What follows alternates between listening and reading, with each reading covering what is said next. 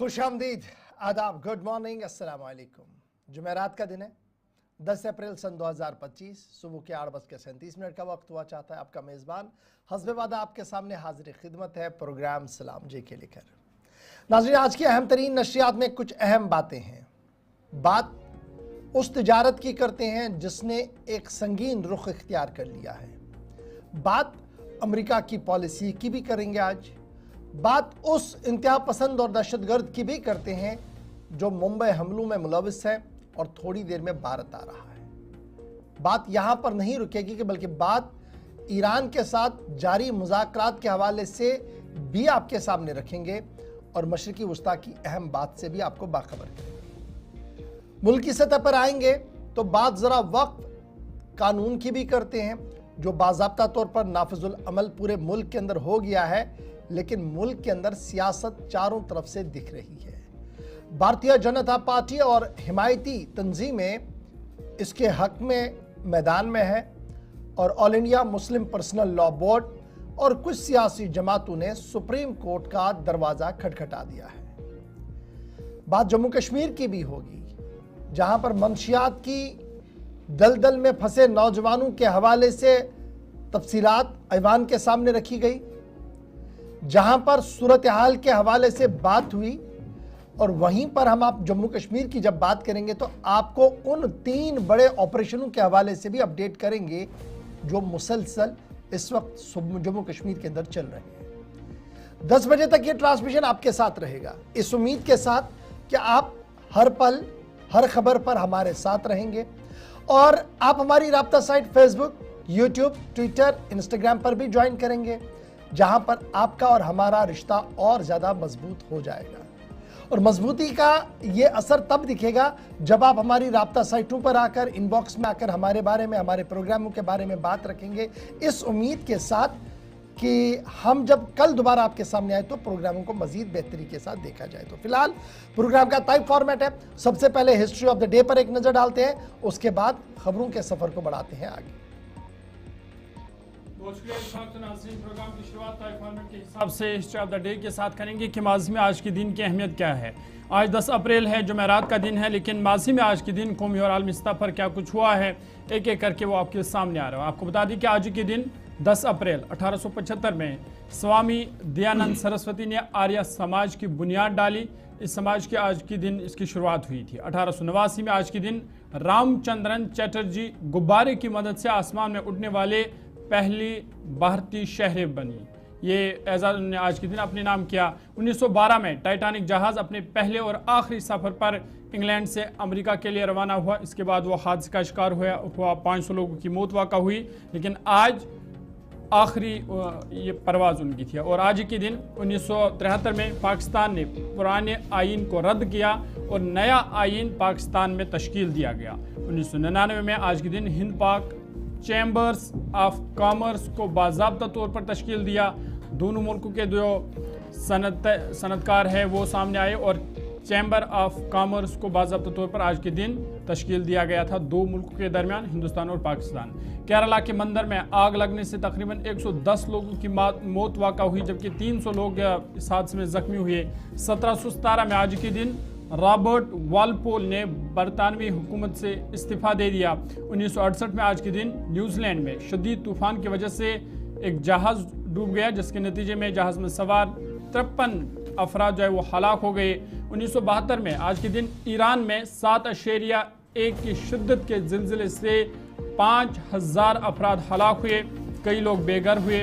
और आज के दिन 1815 में इंडोनेशिया में आतिश फशा तंबूरा फूट पड़ा, जिसके नतीजे में 71,000 लोगों की मौत वाक़ा हुई। 1988 में ओजडी कैंप सानहा के नाम से मशहूर रावलपिंडी और इस्लामाबाद पाकिस्तान में पेदर पे धमाके हुए, जिसके नतीजे में 1300 लोगों की मौत हुई। वहीं आज के दिन 1916 में अमेरिका में पहला प्रोफेशनल गोल्फ टूर्नामेंट खेला गया। इसकी बाज़ाब्ता शुरुआत भी आज के दिन हुई थी। ये चंद अहम खबरें थी जो हमने आपके सामने रखी थी। वाक़ात थे माजी के कि आज के दिन की अहमियत क्या है और कौमी और आलमी सतह पर आज के दिन क्या कुछ हुआ है, यह हमने आपके सामने रखा। लेकिन बात आज के दिन के हवाले से करते हैं और आपको बता दें कि पूरे दुनिया में इस वक्त तिजारती जंग शिद्दत इख्तियार कर चुकी है। अमेरिका, चीन और चीन के बाद अब यूरोपीय यूनियन भी मैदान में आ गया है और यूरोपीय यूनियन ने अमेरिका को मुंह तोड़ जवाब दिया है। उन्होंने ये ऐलान किया है कि अमेरिका पर टैरिफ आयद किया जाएगा। 26 ममालिक ने इस इक़दाम को मंजूरी दे दी है और पूरी दुनिया में इस वक्त आलमी तिजारती जंग शिद्दत इख्तियार कर चुकी है, क्योंकि यूरोपीय यूनियन ने कहा कि वो अमेरिका पर टैरिफ आयद कर देगा। बड़ी खबर का आगाज ही तिजारत के साथ, जहां पर अमेरिका ने मुख्तलिफ मसनूआत पर टैरिफ आयद करने का ऐलान कर दिया था और अमेरिका के स्टॉक एक्सचेंज पर इसका असर भी दिख रहा था। वहीं पर आलमी तिजारती जंग अब शिद्दत इख्तियार कर चुका है, क्योंकि यूरोपियन यूनियन ने अमेरिका पर टैरिफ आयद करने का ऐलान कर दिया है। यूरोपियन यूनियन के 27 मुल्कों में से 26 मुल्कों ने इस कदम को मंजूरी दे दी है, यानी out of 26 are in favour कि यूरोपियन यूनियन इस कदम को मंजूरी दे और ये मंजूरी के बाद नाफिजुल अमल कर दिया गया है। जवाबी इक़दामात किसी भी वक्त मुअत्तल किए जा सकते हैं। यूरोपियन यूनियन ने इस बारे में भी अपना दरवाज़ा खुला रख दिया है। यानी ये कब हो सकता है? जब अमेरिका की तिजारती पॉलिसी में तरमीम होगी, टैरिफ लगाने के मामले पर विचार दोबारा से होगा, सोच दोबारा से होगी और राहत दुनिया भर की तिजारत को दी जाएगी, तो यूरोपियन यूनियन 27 में से 26 मुल्क भी इस हवाले से अपनी बात सामने रख सकते हैं। यूरोपियन यूनियन ने अमेरिकी सदर डोनाल्ड ट्रंप की तरफ से आयद करदा टैरिफ के खिलाफ पहला बड़ा कदम उठाते हुए 20 अरब यूरो से जायद मालियत की अमेरिकी मसनूआत पर जवाबी टैरिफ को मंजूरी दे दी है। 20 अरब यूरो से ज्यादा मालियत की अमेरिकी मसनूआत पर जवाबी टैरिफ को मंजूरी दे दी है।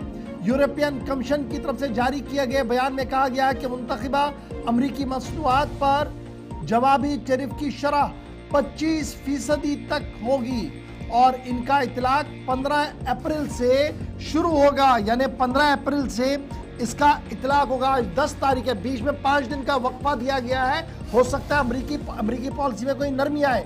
बहरहाल ख्याल रखिएगा कि ये टैरिफ गुज़श्ता माह अमेरिका की जानिब से यूरोपियन और दीगर मसनूआत पर जो है वो आयद कर दी गई है और यूरोपियन यूनियन के 27 में से 26 मुल्कों ने इस कदम को मंजूरी दे दी है, जबकि सिर्फ हंगरी एक ऐसा मुल्क है जिसने इसके खिलाफ वोट दिया। यानी यूरोपियन यूनियन के से 27 मुल्क टोटल यूरोपियन यूनियन में से हैं, उनमें से सिर्फ हंगरी एक ऐसा देश है जो बाहर रहा। बाकी सारे अमेरिका के मुखालिफत में खड़े हुए और कहा कि टैरिफ का जवाब टैरिफ से ही दिया जाना चाहिए। जिन अमेरिकी मसनूआत पर टैरिफ आयद कर दिया गया यूरोपियन यूनियन की तरफ से, इनमें मुर्गी, चावल, मक्की, फल, मेवे, लकड़ी, मोटरसाइकिल, प्लास्टिक वेस्ट और दीगर बरकी आलात शामिल है। यानी बड़ा नुकसान अमेरिका को भी है। गैर मुल्की खबर रसा इदारों के मुताबिक मसनूआत पर टैरिफ आयद किया गया है, उनमें से ज़्यादातर ये जो अशिया मसनूआत है ये आम लोग अमेरिका के अंदर इस्तेमाल कर रहे हैं और इसकी तैयारी में अब यूरोपियन यूनियन भी जुड़ चुका है। यानी आलमी तिजारती जंग शिद्दत इख्तियार करने लगी है और यूरोपियन यूनियन ने भी अमेरिका पर टैरिफ आयद कर दिया है। यूरोपियन यूनियन के 27 में से 26 मुल्कों ने इस कदम को मंजूरी दे दी है। जवाबी इक़दामात किसी भी वक्त मुअत्तल किए जा सकते हैं। यूरोपियन यूनियन ने भी अपनी बात सामने रखी है। ताहम हंगरी को छोड़कर तमाम मुल्क इस बात पर थे कि बदला सही से हो, टैरिफ का जवाब टैरिफ से हो और यही वजह कि 25% टैरिफ 15 अप्रैल से यूरोपियन यूनियन ने लगाने का ऐलान कर दिया है। और ये ऐलान आने के बाद अमेरिका की जो स्टॉक एक्सचेंज है वहां पर गिरावट का सिलसिला भी देखने को मिला है। ये थी जनाब एक खबर।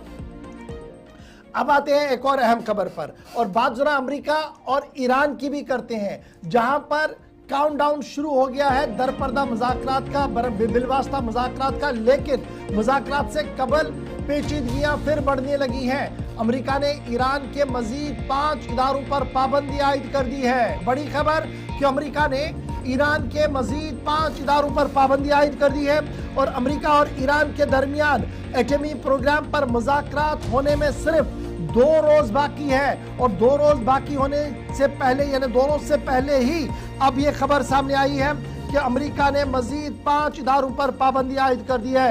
ईरान के साथ डील के लिए ज्यादा वक्त नहीं है। अमेरिका के डोनाल्ड ट्रंप का बड़ा बयान सामने आया है और ट्रंप ने कहा कि ईरान जौहरी प्रोग्राम बंद करने पर राजी हो वरना फौजी ताकत का इस्तेमाल किया जाएगा। एक तरफ से मुज़ाकरात अमान के साथ, एक तरफ से लेटर डिप्लोमेसी अमेरिका की शुरू की गई जिसका जवाब ईरान की तरफ से भी आया और कल ये मुज़ाकरात होनी है। उससे कबल अमेरिका ने 5 कंपनियों पर पाबंदी आयद कर दी है और उनमें कुछ इंडिविजुअल्स भी हैं। साथ साथ ये भी कहा कि जौहरी प्रोग्राम बंद करें वरना ताकत का इस्तेमाल किया जाएगा। अमेरिकी महकमे खारजा के मुताबिक ये कदम डोनाल्ड ट्रंप की तरफ से जौहरी मुआहिदे के हवाले से ईरान पर दबाव के लिए किया गया है। ईरान के जौहरी प्रोग्राम को जो इस वक्त सुर्खियों के अंदर है, इसे रोका जाए, ईरान को जौहरी मुल्क बनने से रोका जाए, इसलिए इस तरीके के इकदाम वक्त की ज़रूरत है। डोनाल्ड ट्रंप की तरफ से यह साफ कर दिया गया है। अमेरिकी महकमे खारजा ने ईरानी इदारों पर जहां पाबंदियां आयद की है, ये पाबंदियां तब हुई है जब सिर्फ 2 रोज है मुज़ाकरात के लिए। दूसरी जानिब अमेरिकी सदर डोनाल्ड ट्रंप ने एक बार फिर ये कहा कि जनाब तैयार हो जाएं वरना कार्रवाई की जाएगी। और जिन अशखास पर पाबंदियां आयद कर दी है वो सारे एटमी प्रोग्राम के साथ मुंसलिक है, यानी जौहरी प्रोग्राम जो ईरान का है उनके साथ जुड़े हुए हैं, उसको आगे बढ़ा रहे हैं। और डोनाल्ड ट्रंप इंतजामिया ने उन तमाम इंडिविजुअल्स और 5 इदारों पर पाबंदी आयद कर दी है। ईरान का इस पर मौक़िफ़ क्या कुछ रहेगा इसका हमें इंतज़ार रहेगा, क्योंकि थोड़ी देर में ईरान के जो मुशीर ख़ास है वहाँ पर उनकी तरफ से बयान आएगा या ईरानी सदर का बयान आएगा, वो हम आपको ज़रूर बताएंगे। फिलहाल अमेरिका ने ईरान के मजीद 5 इदारों पर पाबंदी लगाने का रात देर गए ऐलान कर दिया है। चलिए आगे बढ़ते हैं। ये थी कुछ बैनुल-अक़वामी खबरें हमने आपके सामने रखे। आगे बढ़ते हैं, बात मुल्क की करते और आपको बता दें कि वक़्फ़ तरमीमी कानून अगरचे मुल्क में नाफिज हो चुका है लेकिन इस पर हंगामा अभी भी जारी है। और बड़ा बयान मगरबी बंगाल की वज़ीर आला ममता बनर्जी का वक़्फ़ तरमीमी कानून के हवाले से बड़ा बयान उनका सामने आया है और उन्होंने ये साफ कर दिया है कि बंगाल में वक़्फ़ कानून नाफिज नहीं होगा। ममता बनर्जी ने ये मुसलमानों को यकीन दिलाया है कि मगरबी बंगाल में ये कानून नाफिज नहीं होगा। उन्होंने कहा कि बंगाल को मजहबी बुनियाद पर तकसीम नहीं होने दिया जाएगा। साथ ही साथ उन्होंने ये भी कहा कि किसी को जायदाद लेने का हक नहीं है। अगर किसी की जायदाद है तो दूसरे को ये जायदाद छीनने या लेने का हक नहीं है। ये बड़ा बयान ममता बनर्जी का, जहां एक तरफ से वक़्फ़ तरमीमी कानून मुल्क में नाफिज हो चुका है तो दूसरी तरफ से ममता बनर्जी ने ये साफ कर दिया है कि वेस्ट बंगाल यानी मगरबी बंगाल में ये कानून नाफिज नहीं होगा। उन्होंने मुसलमानों को यकीन दिलाया है कि उनकी हिफाजत को यकीनी बनाया जाएगा।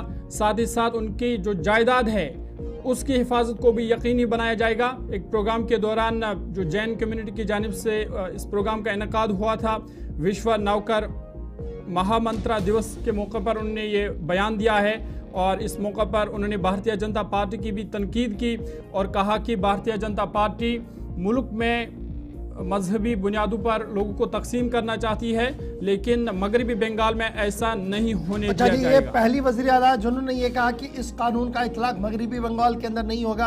अब कानूनी माहिरीन का मानना है कि ये कैसे पॉसिबल है कि जनाब जब कानून बना पूरे मुल्क के अंदर इसका इतलाक हुआ, नोटिफिकेशन जारी हुआ और एक रियासत की वज़ीर आला कहे कि जनाब मैं इस कानून को नहीं मानूंगी, इतलाक नहीं होगा। एक बड़ा डिबेट इस वक्त शुरू हो गया है। लेकिन याद रखिएगा मगरबी बंगाल के अंदर तशद्दुद भी भड़क उठा था और गुज़श्ता दिनों सिक्योरिटी की गाड़ी को भी जलाया गया था और आज भी ममता बनर्जी के सीनियर वजीर कुछ एहतिजाजी रैलियों में शामिल होंगे। लेकिन ममता बनर्जी ने क्या कुछ कहा, जरा फटाफट से इस बात को भी सुन लेते हैं, अल्फाजों को जरा समझने की कोशिश करते हैं। माइनॉरिटी लोगों को हम एक बात कहते हैं, देखिए आप लोगों को दिल में दुख हुआ है वो आपका प्रॉपर्टी के लेके, आप भरोसा रखिए बंगाल में ऐसा कुछ नहीं होगा जिसमें कोई डिवाइड एंड रूल होगा। आप लोगों ने ये मैसेज दीजिए कि सबको एक साथ में रह के बचना है, जियो और जीने दो।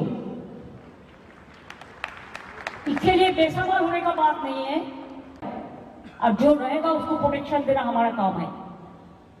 इसी के लिए आप लोगों को भी कोई आप लोगों को भी पॉलिटिकली उस्काता है, प्रोवोकेटिंग, that is should assemble and launch a movement. I will appeal to all of you not to do it.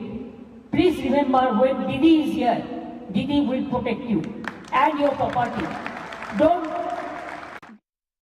जी, लेकिन मुल्क के अंदर ये कानून नाफिज हो गया। एक तरफ से ममता बनर्जी, दूसरी तरफ से लीडर ऑफ अपोजिशन और राहुल गांधी की भी बात रखते हैं, क्योंकि राहुल गांधी भी इस वक्त तरमीमी कानून पर अपनी बात रख चुके हैं ऐवान के अंदर उनकी पार्टी की तरफ से। लेकिन कल से वक्फ कानून को लेकर मजीद गहराई के साथ अब अवाम के सामने बात रखी जा रही है। और ये राहुल गांधी का दावा है कि वक्फ के बाद अब मसीही बरादरी के इमलाक का निशाना बनाया जाएगा, यानी आफ्टर वक्फ के बाद अब क्रिश्चियन मिशनरी के इदारों पर सबकी नजर होगी, क्योंकि क्रिश्चियन मिशनरी निशाने पर है। सरकार के राहुल गांधी का बड़ा दावा आया है, और राहुल गांधी ने जब यह दावा किया तो उनका मानना है कि आरएसएस का जो अखबार है उसमें ऑर्गेनाइजर में बाज़ाब्ता तौर पर इस बात का खुलासा पेश किया गया है कि वक्फ ने जिस तरीके से गैर कानूनी तौर पर मुख्तलिफ रियासतों के अंदर जमीनें हड़प की थी, वैसा ही माहौल जो क्रिश्चियन मिशनरी ऑर्गेनाइजेशंस मुल्क के अंदर चल रही है उन पर भी है, और उन पर भी शिकंजा कसना शफाफ तरीके से चलवाने के लिए इक़दाम उठाने चाहिए। तो राहुल ने इसी का हवाला देते हुए कहा कि मुल्क के अंदर कानून को बालाए ताक रखा जा रहा है, अक़लियतों को एक एक करके निशाना बनाया जा रहा है, और मुसलमानों के जज्बात के साथ खेलने के बाद अब बारी जो है वो आ गई है क्रिश्चियनों की, मसीही बरादरी की, क्योंकि अब मसीही बरादरी भी निशाने पर है और बहुत जल्द मोदी हुकूमत उनके खिलाफ भी संगीन इक़दाम उठाएगी। उसी तरीके से जिस तरीके से वक्फ के अंदर गैर कानूनी तौर पर कुछ चीज़ें इतलाक कर दी गई, जब दुनिया भर के अंदर और पूरे इंडिया के अंदर मुख्तलिफ इदारे चल रहे हैं, मुख्तलिफ मजहबों के ट्रस्ट चल रहे हैं, वहाँ पर एक दूसरे के मजहब की इजाज़त नहीं है, अफसरों को आने की इजाज़त नहीं है, तो ये किस तरीके से मुमकिन है कि सिर्फ वक्फ के अंदर गैर मुस्लिमों को भी रखा जाए? एक बड़ी साजिश है, और इससे हम देश को बचाना चाहते हैं। Also said that a few days ago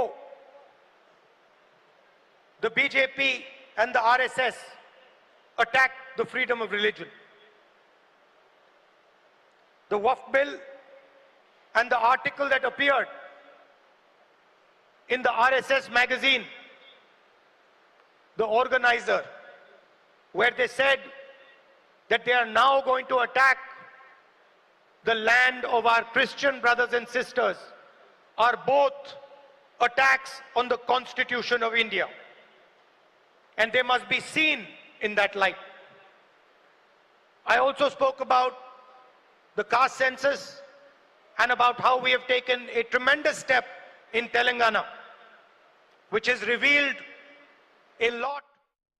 आप सुन रहे थे और बात रख रहे थे राहुल गांधी मुख्तलिफ मामलात पर, और आरएसएस के अखबार का हवाला देते हुए कहा गया कि अब बारी मसीह बरादरी क्रिश्चियन मिशनरीज की। आगे बढ़ते हैं, बात मुल्क के वजीर आजम की करते हैं, क्योंकि मुल्क के वजीर आजम को दावतनामा मिला है और रूस की तरफ से यह दावतनामा दिया गया है आलमी जंग में मारे गए जवानों को खराज अकीदत पेश करने के लिए। आलमी जंग दोम में मारे गए जवानों को खराज अकीदत पेश करने के हवाले से रूस में हर साल तकरीबात का एहतमाम किया जाता है, और 80th एनिवर्सरी इस बार मनाई जा रही है। Victory over German in world war 2 के उन्वान से इसका मौजू रखा गया है, और दुनिया भर के कद्दावर शख्सियात को दावत दिया गया है। और अब की बार रूस की तरफ से खसूसी दावतनामा वजीर आजम नरेंद्र मोदी को मिला है, ताकि 9 तारीख को जो 80th एनिवर्सरी ऑफ विक्ट्री है वर्ल्ड वॉर 2 की, वो मनाई जाए। डिप्टी फॉरेन मिनिस्टर की तरफ से बाज़ाब्ता तौर पर वजीर आजम के दफ्तर के साथ रब्ता किया गया है, और उन्हें यह कहा गया कि व्लादिमीर पुतिन साहब चाहते हैं कि वजीर आजम साहब अब की बार खुद रूस के अंदर मौजूद रहें, तब जब 80वीं सालगिरह मनाई जा रही है उस जश्न की, उस फतह की जो आलमी जंग दोम यानी वर्ल्ड वॉर 2 के दौरान हुई थी। और अब की बार माना जा रहा है कि इस तकरीब के दौरान दुनिया भर के कद्दावर शख्सियतों को मदऊ किया गया, और उनमें वजीर आजम नरेंद्र मोदी भी शामिल है।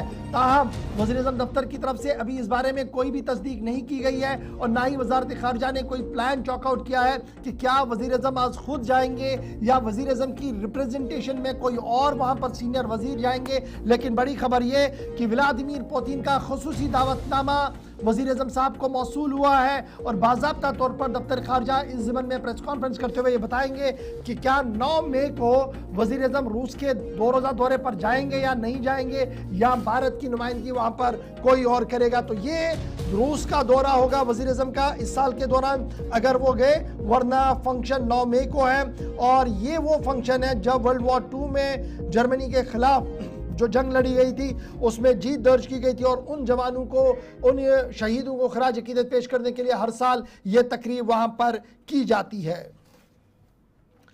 चलिए जनाब, यहां पर एक छोटे से ब्रेक के लिए रुक रहे हैं। ब्रेक के उस पार आएंगे तो आपको बताएंगे कि गुलूं के बीच हुई थी कंट्रोवर्सी और उस कंट्रोवर्सी के बीच मरकजी वजीर भी सामने आए। क्या मामला है डिटेल के साथ आपके सामने आएंगे और फिर आपको बताएंगे जम्मू कश्मीर के अंदर एक नहीं, 2 नहीं, कई मकामात पर ऑपरेशन चल रहे हैं। ऑपरेशन की बुनियादी वजह क्या है, तस्वीरें क्या कुछ कह रही हैं और हमारे रिपोर्टर्स हमारे साथ ज्वाइन करेंगे छोटे से ब्रेक के फौरन बाद।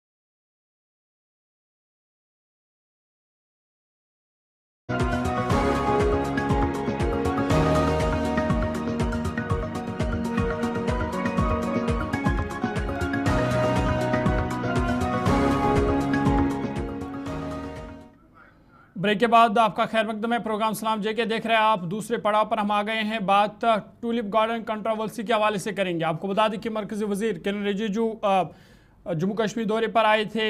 टूलिप गार्डन वो पहुंचे, जहां पर उन्होंने वज़ीर आला उमर अब्दुल्ला के साथ तस्वीरें खींची थी, लेकिन उस पर फिर सियासत गर्मा गई। महबूबा मुफ्ती ने यह इल्ज़ाम लगाया कि किरण रिजिजू का जम्मू कश्मीर में इस्तकबाल करना, उन्होंने कहा कि ये नेशनल कॉन्फ्रेंस की तरफ से ये वाज़ह कर दिया गया कि वो वक़्फ़ तरमीमी बिल का खैर मकदम करते हैं, वक़्फ़ तरमीमी बिल का साथ दे रहा है। उन्होंने कहा कि इस मुलाकात ने मुल्क के मुसलमानों को ये पैगाम दिया कि जम्मू कश्मीर और ख़ासकर नेशनल कॉन्फ्रेंस पार्टी वक़्फ़ तरमीमी बिल की हिमायत कर रहे हैं। लेकिन इस तनाज़े पर उमर अब्दुल्ला का भी बयान सामने आया और उमर अब्दुल्ला ने साफ कर दिया कि ये मुलाकात कोई प्लान्ड मुलाकात नहीं थी, बल्कि ये कुदरती तौर पर वहाँ पर मुलाकात हुई।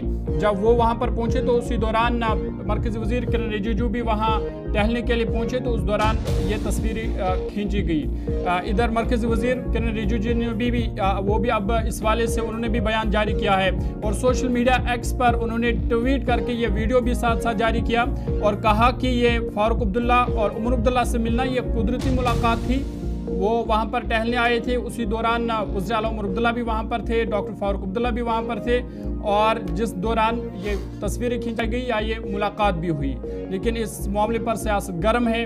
पीपल्स डेमोक्रेटिक पार्टी लगातार इस वाले से ये सिर्फ पीपल्स डेमोक्रेटिक पार्टी का नहीं है, बल्कि ऐवान के अंदर बहुत सारे मेंबरान ने इस पर अपनी अपनी बात रखी थी कि किस तरीके से उमर अब्दुल्ला ने किरण रिजिजू को, एक तो ऑफिशियल फंक्शन था, फिर दूसरे फंक्शन में भी चले गए, ये सही नहीं है। इस पर अब मरकजी वजीर बराए अक़लियती अमूर ने अपना तफसीली बयान जारी कर दिया है, जिसमें उन्होंने ये साफ कर दिया है कि फारूक अब्दुल्ला और उमर अब्दुल्ला के साथ जो मुलाकात हुई है ये कुदरती मुलाकात थी। दरअसल फारूक और उमर अब्दुल्ला साहब जो है वो भी इस बागे गुल लाला को देखने के लिए आए थे और मैं वहाँ पर मौजूद था जिस दौरान ये मुलाकात हुई और रस्मन सिर्फ अलग सलैग तक ही ये महदूद रहा, जिसके बाद हम चले गए थे। और इस पर कोई भी कंट्रोवर्सी ऐसी नहीं होनी चाहिए कि ये लगे कि शायद ये पॉलिटिकली दौरा था या पॉलिटिकली कोई मीटिंग हुई थी। एक हादसाती मुलाकात या कुदरती मुलाकात इसे माने, जो अब बैक किया है कहीं ना कहीं नेशनल कॉन्फ्रेंस के उस स्टैंड को, जो उमर साहब लगातार कह रहे थे कि ये कुदरती मुलाकात थी। मैं वालिद को लेकर गया था बागी गुल्लीलाला के अंदर, वहाँ किरण रिजिजू साहब भी मिले, इसमें कोई ऐसी बात नहीं है, कोई मुलाकात और कोई इशाया और नजराने वाली बात नहीं है। उसी की तस्दीक कहीं ना कहीं किरण रिजिजू करते हुए भी नजर आ रहे हैं। चलिए जनाब, इसके बाद जरा बढ़ते हैं जी आगे, बात करते हैं उस बड़ी खबर की जिसको लेकर मुल्क के अंदर पिछले कई दिनों से सियासत भी हो रही थी। 26/11 का मामला और 26/11 मुंबई हमले में भारत सरकार की कामयाबी दिख रही है और थोड़ी देर के बाद इंतहाई अहम तरीन मुलजिम को दिल्ली लाया जा रहा है। खसूसी तैयारे में कौमी तहकीकाती एजेंसी और सुराग रसा इदारों को कामयाबी तब मिली जब अमेरिका ने बाज़ाब्ता तौर पर तहव्वुर राना को भारत के हवाले करने का फैसला लिया है और थोड़ी देर में वो दिल्ली पहुंच रहे हैं। ये बड़ी खबर आपको बता रहे हैं कि मुंबई हमलों के मुलजिम तहव्वुर राना को भारत लाने की कोशिश वो मुकम्मल हो गई है और अब कुछ ही देर बाद वो भारत पहुंचेंगे। आपको बता दें कि सन 2008 के मुंबई हमलों के मुलजिम तहव्वुर हुसैन राना को अमेरिका से हवालगी के बाद भारत पहुंचने पर तिहाड़ जेल के एक हाई सिक्योरिटी वार्ड में रखा जा सकता है। तिहाड़ जेल को सिक्योरिटी के लिहाज से सबसे महफूज माना जाता है और वहाँ पर इसको रखा जाएगा। उसके बाद जो कानूनी कार्रवाई है वो शुरू हो जाएगी। इतलात के मुताबिक तहव्वुर हुसैन राना को तिहाड़ जेल में रखने के लिए ज़रूरी तैयारियाँ इस वाले से कर ली गई है।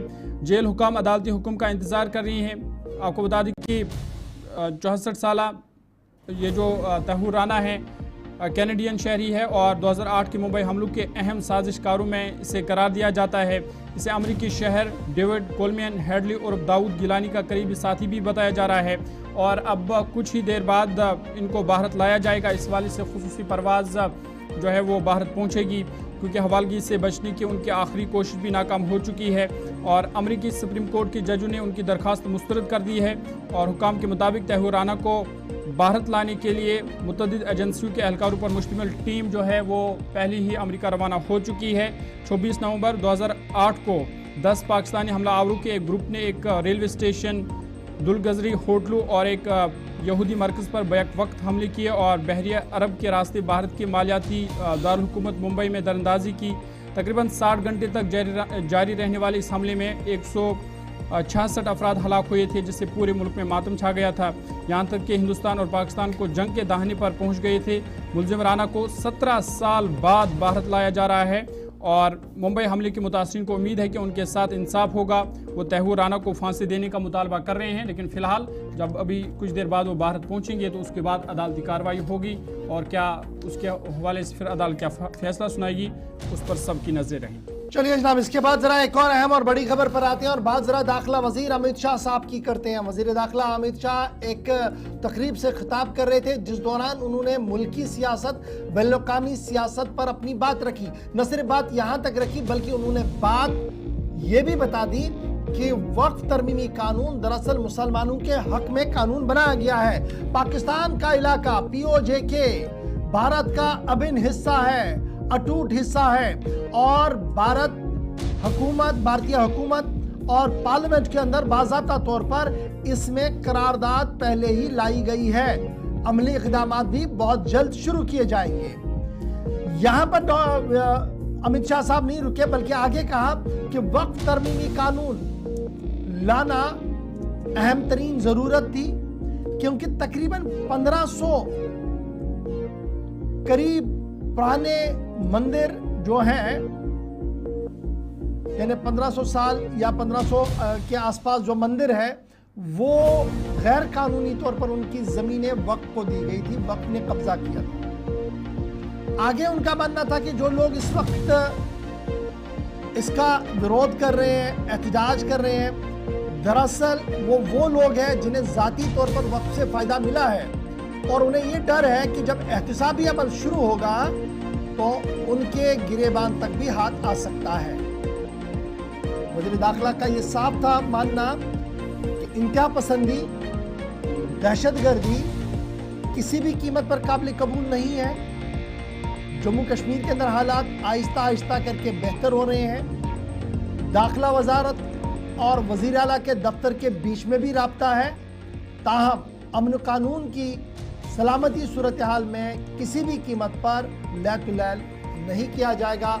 दाखिला वजीर अमित शाह का बड़ा बयान, मुल्की सियासत, वक्फ तरमीमी कानून और जम्मू कश्मीर के हवाले से बड़ा बयान उनका आ चुका है। इसके बाद चलते हैं जी आगे। बात अब करते हैं कार्रवाइयों की, उन कार्रवाइयों की जो गुज़श्ता 24 घंटों से जारी है और बड़े उस ऑपरेशन की बात करते हैं। सबसे पहले उधमपुर, जहां पर रामनगर के इलाके के अंदर मुश्तबे अफराद की नकल अमल देखने के बाद बड़ा ऑपरेशन शुरू कर दिया था और रात देर गई सिक्योरिटी एजेंसीज ने इस बात की तस्दीक की थी 2 से 3 मिलिटेंट इस उधमपुर के जंगलों के अंदर छुपे बैठे हैं, जिनकी तलाश के लिए बड़े पैमाने पर कोऑर्डिनेट सर्च ऑपरेशन चलाया जा रहा है। सिक्योरिटी जवानों के साथ कल बाद सपहर मुख्तसर सी गोली चलने की वारदात भी हुई दोनों तरफैन के बीच में, जिसके बाद इजाफी कुंभक इस इलाके के अंदर भेजी गई है और इस वक्त ये माना जा रहा है कि ऑपरेशन बड़े पैमाने पर जारी है। गुज़श्ता 17 दिनों के दौरान अगर आप देखेंगे तो 2 मिलिटेंट और 4 पुलिस एहलकार मुख्तलिफ इलाकों के अंदर जो है वो इनकाउंटर्स में मारे गए हैं। ताहम इस वक्त की अहम और बड़ी खबर उधमपुर के रामनगर इलाके से जो सामने आ रही है कि सिक्योरिटी के दस्ते जंगल के इलाके के अंदर चौराहों पर तैनात कर दिए गए हैं और सिक्योरिटी काफी सख्त कर दी गई है। इजाफी दस्ते भेज दिए गए हैं। रात भर जवान जो थे वो काफी अलर्ट पर थे और उन मुश्तबे अफराद जिनकी तादाद 2 या 3 है, इनकी तलाश के हवाले से ऑपरेशन जारी है। हमारे नुमाइंदे ने थोड़ी देर पहले ग्राउंड जीरो से एक रिपोर्ट भेजी है, जरा पहले उसको देखते हैं और उसके बाद सीधे किशोर को अपने साथ ज्वाइन करवाएंगे ग्राउंड जीरो से।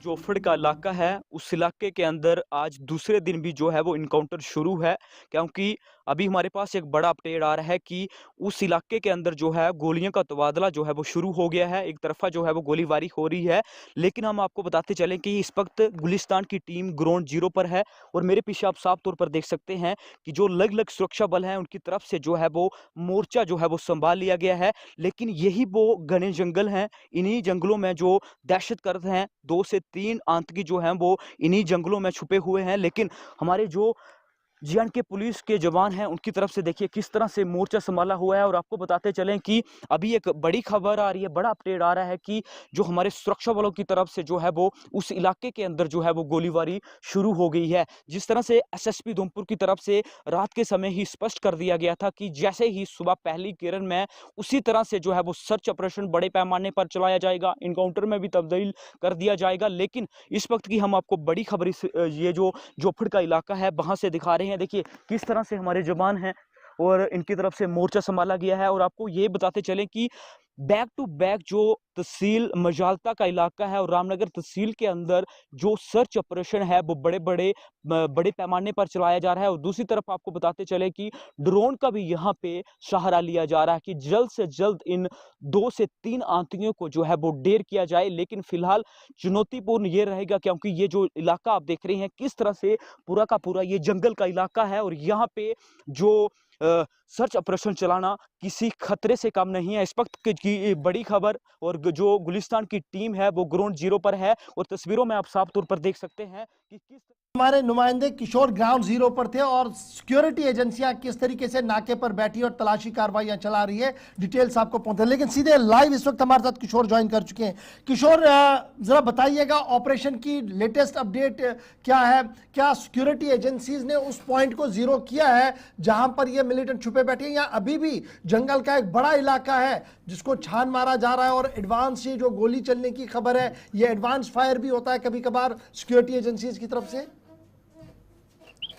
बिल्कुल, देखिए गौर साहब, जिस तरह से ये वही जोफड़ का इलाका है, रात के समय भी आपने साफ देखा था कि एसएसपी उधमपुर का ये कहना था कि 2 से 3 आतंकी जो है वो इस इलाके के अंदर जो है उनके घेराबंदी की गई है। लेकिन अगर इस वक्त की सूरत हाल की मैं बात करूं, जो सुबह सुबह हमारे पास अपडेट आ रहा है कि उसी इलाके से जो है हमारे सुरक्षा बलों के बीच जो है वो कोई इस तरह का कनेक्ट नहीं हुआ है, लेकिन जो हमारे सुरक्षा बलों की तरफ से जो है वो गोलीबारी इस इलाके के अंदर जरूर जो है वो सुबह सुबह देखने को मिली है। लेकिन काफी ये चुनौतीपूर्ण इलाका है क्योंकि जिस तरह से आप देख रहे हैं कि घने जंगल है, जंगल का ये इलाका है और रात के समय यहाँ पे जो सर्च ऑपरेशन चलाना किसी खतरे से कम नहीं था। लेकिन बैक टू बैक अगर तहसील मजालता की ही मैं बात करूं या रामनगर तहसील का ये जोफड़ जो इलाका है इसी की बात करें तो इस इलाके के अंदर लगातार कई दिन से जो सर्च ऑपरेशन था वो बड़े पैमाने पर चलाया जा रहा था। लेकिन अभी का अपडेट ये है कि जो ये जोफड़ का इलाका है, ये जो घने जंगल है, इनको पूरी तरह से जो हमारे अलग अलग सिक्योरिटी फोर्स के जवान है वो पूरी तरह से ड्रोन का यहाँ पे सहारा लिया जा रहा है और पूरी तरह से इन जंगलों को जो है वो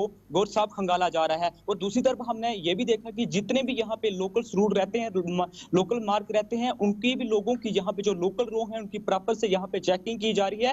उसके बाद ही जो जोफड़ का इलाका है आगे जाने की जो है वो लोगों को भी अनुमति जो है वो गौर साहब दी जा रही है। किशोर, ये भी बताइएगा, इससे पहले हमने देखा जो मजालता इलाका या रामनगर का इलाका है वहां पर मिलिटेंट को देखा गया था, कई लोगों को उन्होंने यरगमाल बनाने की भी कोशिश की और वहां से खाना वो लेकर फिर फरार हो गए वहां से। और फिर ये नज़दीक वाला इलाका जो इस वक्त जोफर का इलाका है जहां पर ये इनकाउंटर जारी है, तो क्या ये माना जाए कि ये वही मिलिटेंट हो सकते हैं जो अब यहाँ पर देखे गए हैं? देखिए ये जो जोफड़ का इलाका है ये वही रूट जो पुराने रूट थे, इनके जो पुराने रास्ते थे वही ये रूट जो है वो उनकी तरफ से चुना गया है। लेकिन ये जो जब आपके मजालता के अंदर जो 2 से 3 सस्पेक्ट किसी के घर पर पहुंचते हैं, वहां पे खाना पीने वाली वस्तुओं के साथ साथ कुछ कपड़े वहां से लेकर जाते हैं, कुछ देर तक वहां पे रहते हैं। लेकिन उसके बाद ही मजालता तहसील के अंदर और रामनगर जो जोफड़ का इलाका है, इस इलाके के अंदर जो सर्च ऑपरेशन है उसको बड़े पैमाने पर चलाया जाता है। लेकिन फिलहाल ये जो जोफड़ का इलाका है, जिस इलाके के अंदर ये कल दिन में जो इनकाउंटर हुआ, तो ये भी बताया जा रहा है कि ये काफी नाला है और ये जो बॉर्डर है ये कुड़ुआ के साथ में मिलता है। लेकिन यहाँ पे जिस तरह से मैंने पहले भी जो है वो जिक्र किया, क्योंकि यहाँ पे किसी खतरे से कम नहीं है, क्योंकि जितने भी आपको जंगल यहाँ पे दिखाई देंगे, ये तस्वीरों में आप साफ तौर पर देख सकते हैं। डीआईजी उधमपुर यासी रेंज जो खुद यहाँ पे ग्राउंड पर पहुंचे हैं, एसएसपी उधमपुर तो कई दिन से जो है इन इलाकों के अंदर जो है वो पूरी तरह से इन जंगलों को जो है खंगाला जा रहा है। और लोगों से बड़ी बात हमने ये देखी, देखिए जो मजालता का इलाका था, यहाँ बसंतगढ़ की ही इलाके की ही मैं बात करूं, लगातार 4 से 5 महीने से लोगों से पूछताछ की, कुछ लोगों को हिरासत में लिया गया, लेकिन इसमें काफी देखने वाली बात यह है कि जिस तरह से मजालता के अंदर 2 से 3 जो लोग थे, दहशतगर्द थे, उनको जब देखा गया था, उसके बाद ही ये जो जोफड़ का इलाका था, इस इलाके के अंदर जो था वो सर्च ऑपरेशन को बड़े पैमाने पर बढ़ाया गया। जिस तरह से कल जो है वो इनकाउंटर में तब्दील होता है, लेकिन अभी पूरी तरह से एक जाल बिछाया जा रहा है। चलिए, बहुत शुक्रिया हमारे साथ किशोर ज्वाइन करने के लिए। सिक्योरिटी एजेंसीज ने दोबारा से ऑपरेशन शुरू कर लिया, दिन में आपके पास दोबारा लौटेंगे, और ये रामनगर और ये पूरा इलाका जो है वो इस वक्त कोऑर्डिनेट सर्च ऑपरेशन में ले लिया गया है। तस्वीरें थोड़ी देर पहले की है जो आप इस वक्त अपने टीवी चैनल पर देख रहे हैं। इसके साथ साथ चलते हैं जी आगे, जरा बात किश्तवाड़ की भी करते हैं, क्योंकि किश्तवाड़ के दूर दराज इलाकों के अंदर भी इस वक्त कोऑर्डिनेट सर्च ऑपरेशन का दूसरा दिन है, और वहां पर भी मिलिटेंटों के साथ मुख्तसर सी गोलियों का तबादला हुआ था, जिसके बाद सिक्योरिटी एजेंसियां अलर्ट पर चली गई और वसी इलाके का मुहासरा किया गया है। इस वक्त छात्रों के पहाड़ी इलाकों के अंदर और जंगल के वसी इलाके के अंदर बड़े पैमाने पर सर्च ऑपरेशन शुरू किया गया। आप देख सकते हैं अपनी तस्वीरों के अंदर कि किस तरीके से हेलीकॉप्टर सर्विसेज के जरिए से हेलीकॉप्टर का इस्तेमाल करते हुए सिक्योरिटी एजेंसीज को, सिक्योरिटी के जवानों को इन घने जंगलों में उतारने की कोशिश की जा रही है।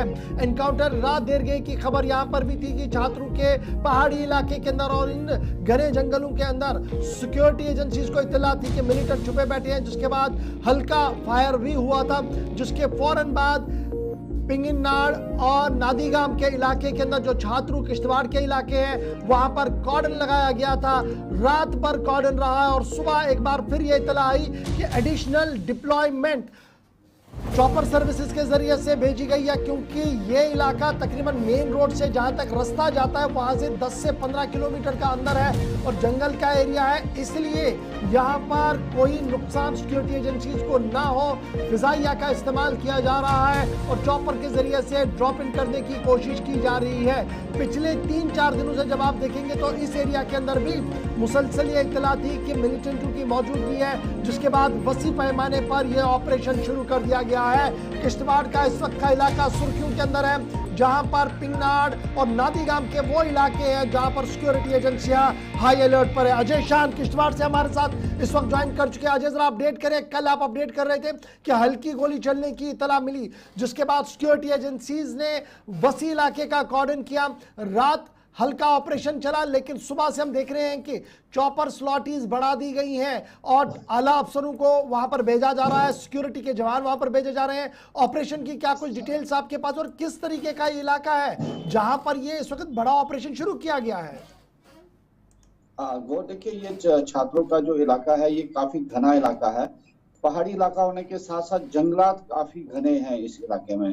ये आज का मामला नहीं है, पिछले कई महीनों से खबरें आ रही थी कि वहां पर मिलिटेंट्स की मौजूदगी है, जिसके चलते पहला एनकाउंटर वहां जो देखने को मिला था 14 सितंबर 2024 को देखने को मिला था, जिस दौरान फौज को नुकसान उठाना पड़ा था। उसके बाद बीच बीच में वहां पर कार्डन सर्च ओपनिंग होता रहा, फायरिंग भी होती रही, लेकिन कल फिर दोबारा वहां पर एक बार कहीं ना कहीं फायरिंग हुई है। लेकिन जो हमारे पास सोर्सेज के अलग खबर है कि मिलिटेंट्स वहां से फरार होने में कामयाब हुए थे, लेकिन जो सुरक्षा बल हैं उनको पैदल रास्ते के साथ साथ कल देर रात हेलीकॉप्टर की सर्विस शुरू की गई और उनको एयर ड्रॉप किया गया है, ऐसे हमारे पास खबरें हैं। और आज सुबह तड़के से ही फिर हेली सर्विस वहां पर जो हेलीकॉप्टर के माध्यम से वहां पर सर्वेलेंस किए जा रही है, क्योंकि जो चुनौती है एक बड़े लंबे एरिया में देखने को मिल रही है। कई किलोमीटर का ये एरिया बताया जा रहा है जहां ये सर्च ऑपरेशन चल रहा है, और उम्मीद है कि आज कुछ उनके सफलता हाथ लगे, क्योंकि जिस प्रकार से अपर रीचेस में फौज को उतारा गया है और ताकि डोमिनेशन बनी रहे, क्योंकि जो पिछली हिस्ट्री हमने देखी है कि मिलिटेंट्स अब ऊपर वाले इलाके में होते थे, फौज नीचे से चलती थी, जिस वजह से फौज को काफी नुकसान उठाना पड़ा है। लेकिन इस बार कहीं ना कहीं रणनीति बदली गई है, फौज को अपर रीचेस में ड्रॉप किया जा रहा है हेलीकॉप्टर की मदद से, और हो सकता है कि कुछ कामयाबी इनके हाथ लगे। लेकिन वो सबसे बड़ी परेशानी की बात यह है कि एग्जैक्ट नंबर अभी तक क्लियर नहीं है कि कितने लोग वहां पर हैं जो मिलिटेंट्स वहां पर हैं। कुछ लोगों का कहना है लोगों की बात नहीं है, यहाँ पर कुछ ग्रुप्स एक्टिवेट हैं। हो सकता है कि 2-3 ग्रुप मिलिटेंट्स के यहाँ पर घूम रहे हो, जिनकी तरफ से ये चैलेंज सामने आई है सुरक्षा बलों के लिए। लेकिन अभी तक चीजें क्लियर नहीं है, क्योंकि ऑफिसर्स भी जो है वो टाइट लिप्ड हैं, खुलकर कोई कुछ नहीं बोल रहा है। लेकिन ये जरूर है कि काफी तेज पैमाने पर यहाँ पर सर्च। अच्छा, ये बताएगा, ये जो कल फायरिंग हुई थी, मुख्तसर गोलियों का तबादला हुआ था, उसके बाद चूंकि आप बता रहे हैं कि कोई कांटेक्ट नहीं हो पाया है दोबारा वहाँ पे फायरिंग नहीं हुई है। तो क्या ये माना जाए कि ये जो कल मिलिटेंट थे कहीं ना कहीं वो फरार होने में कामयाब हुए हैं? जी बिल्कुल, कुछ ऐसे ही खबरें आ रही थी कि शायद वो कुछ डिफरेंट ग्रुप्स में बंट के वहां से डिफरेंट डिफरेंट डायरेक्शंस में चले गए हैं, जिनको फॉलो किया जा रहा है। क्योंकि जो हमारे पास इनपुट्स हैं कि पिछले 10 दिन से करीब वहां पर जो सर्च ऑपरेशन डिफरेंट एजेंसीज की तरफ से चलाया जा रहा था, जिसमें पैरा कमांडो के साथ साथ राष्ट्रीय राइफल है और एसओजी के ग्रुप्स वहां पर एक्टिव हैं। तो डिफरेंट डिफरेंट रीजन्स में और डिफरेंट डिफरेंट एरिया से ये कार्डन ऑपरेशन चल रहा है। जैसे मैंने आपको कहा, कई किलोमीटर के दायरे में ये सर्च ऑपरेशन चल रहा है। अच्छा जी, क्योंकि अजय जो ये बड़ा चुनौती बनी हुई इंपॉर्टेंट, है जब कई हम सर्च महीनों से बनी ऑपरेशन हुई की है। बात करते हैं ज्यादा इंटीग्रिटी में नहीं जाएंगे, लेकिन कुछ इलाका इसका कश्मीर सूबे से भी मिलता है, तो क्या वहां से भी कॉर्डन को टाइट कर दिया गया ताकि स्लिप करके वहां की ओर न जाए?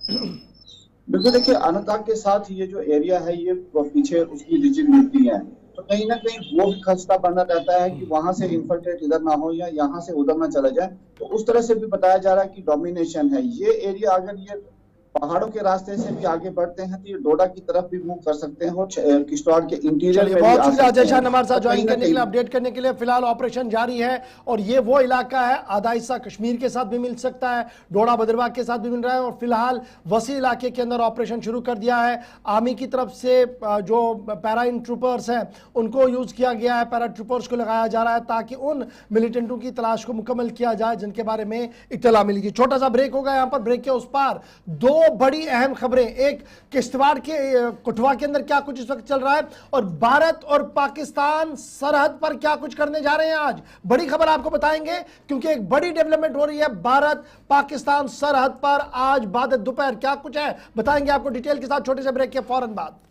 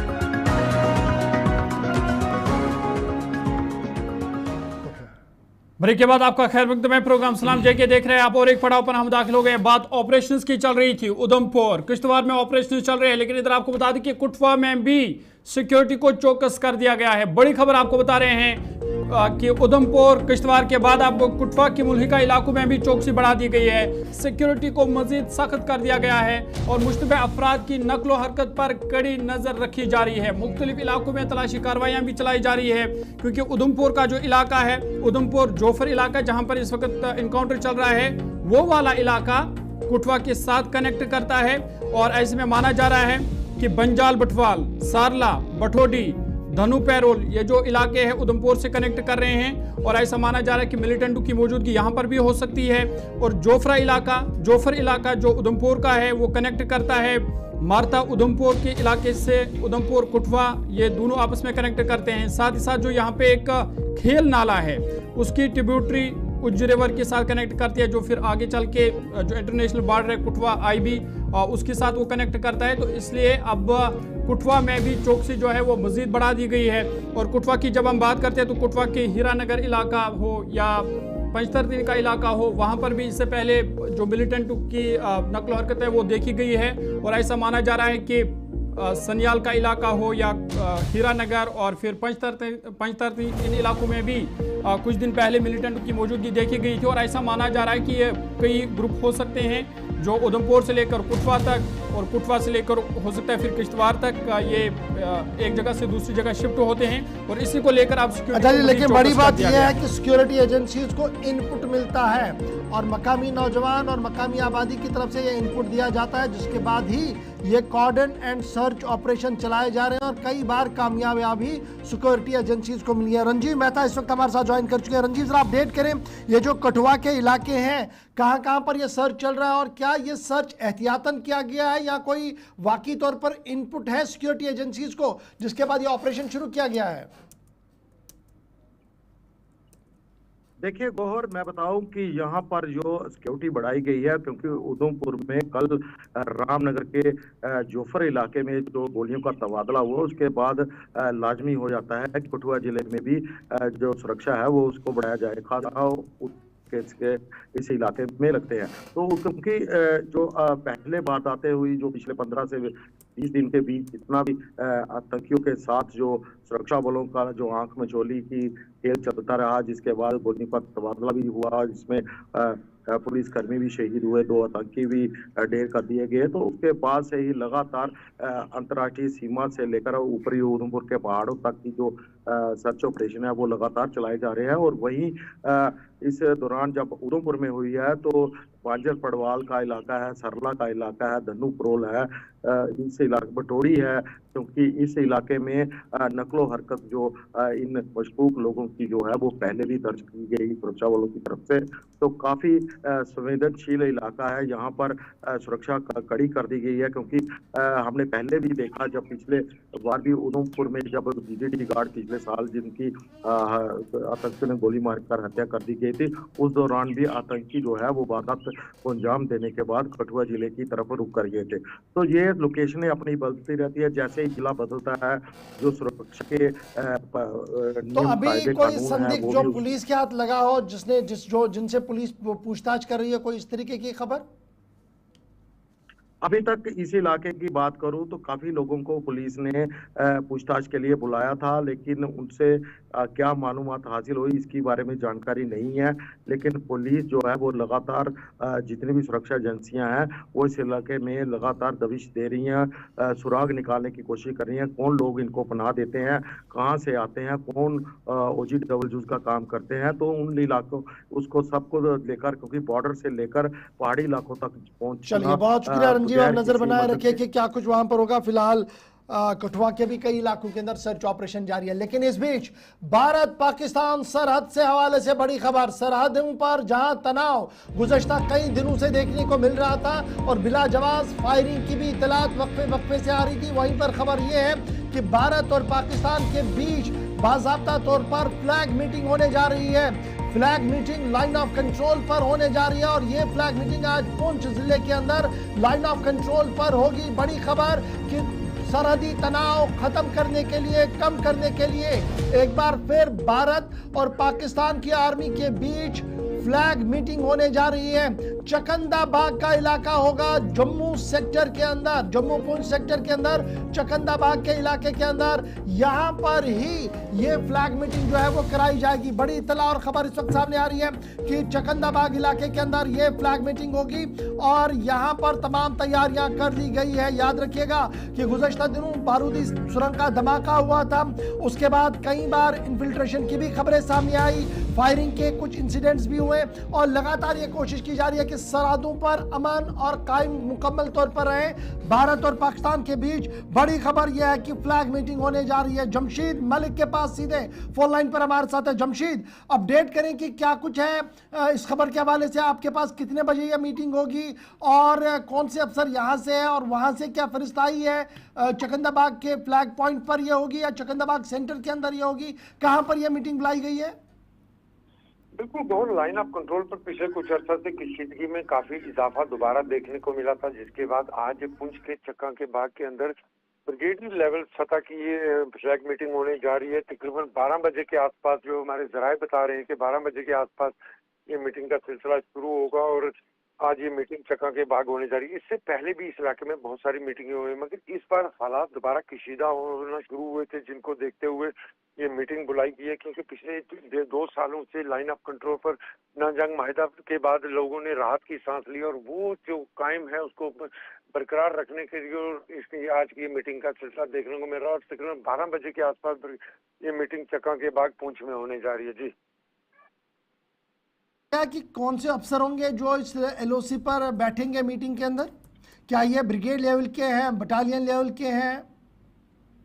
और बिल्कुल ये ब्रिगेड लेवल के अफसरान के दरमियान ये मीटिंग होती है, हमेशा यहाँ देखते हैं। इससे पहले चाहे अगर हालात बेहतर भी रहे, उस दौरान भी कुछ मीटिंग का सिलसिला यहाँ देखने को मिला, क्योंकि मजीद हालात को बेहतर करने का ये सिलसिला देखने को मिल सकता था। मगर पिछले कुछ दिनों से अगर हम देखें, लाइन ऑफ कंट्रोल पर फिर पाकिस्तान की तरफ से शिलिंग का सिलसिला देखने को मिला या लाइन ऑफ कंट्रोल पर धमाकों की आवाजें सुनाई देगी। उसके बाद ये मीटिंग आज तकरीबन 12 बजे के आसपास ब्रिगेडियर सतह के अफसरान के दरमियान लाइन ऑफ कंट्रोल पूंछ चक्का के बाग में होने जा रही है और इसके लिए तैयारियां मुकम्मल कर ली गई हैं।